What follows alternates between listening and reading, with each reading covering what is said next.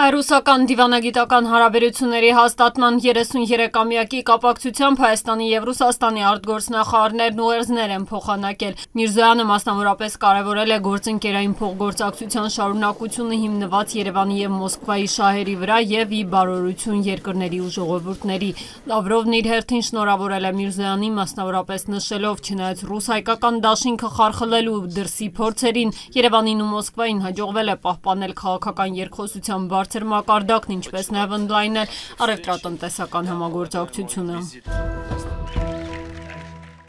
ԱՄՆ նախագահ Դոնալդ Թրամփը հայտարարել է նահանգների առևտրային գործընկերների ճնշող մեծամասնության նկատմամբ առևտրային մաքսատուրքեր սահմանելու մասին։ Մասնավորապես Եվրամիության անդամ երկրների ներմուծման մաքսատուրքերը կկազմեն 20%, իսկ չինական ապրանքների մաքսատուրքը կգերազանցի 30%-ը։ Նախագահ Թրամփի խոսքով իր որոշումը ամերիկացիներին կազատի գործընկերների հետ անարդար առևտրային հարաբերություններից։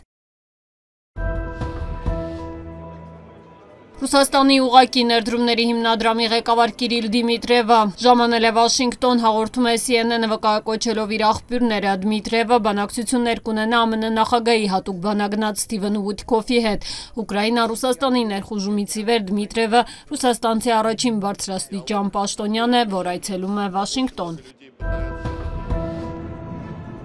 Իսրայելի վարչապետի Հունգարիա այցելության ֆոնին Բուդապեշտը հայտարարում է միջազգային քրեական դատարանից դուրս գալու մասին, ակնկալվում է, որ խորհրդարանը կհաստատի համապատասխան օրինագիծը, սակայն դատարանից վերջնականապես դուրս գալու ողջ գործընթացի համար մոտ 1 տարի կպահանջվի։ Միջազգային քրեական դատարանը Նեթանյահուին ձերբակալելու օրդեր էր տվել Գազայի մարդկության դեմ կատարված հանցագործությունների մեղադրանքով։ Դատարանի օրդերի հրապարակումից ի վեր սա Իսրայելի վարչապետի առաջին այցն է միջազգային քրեական դատարանին միացած երկիր։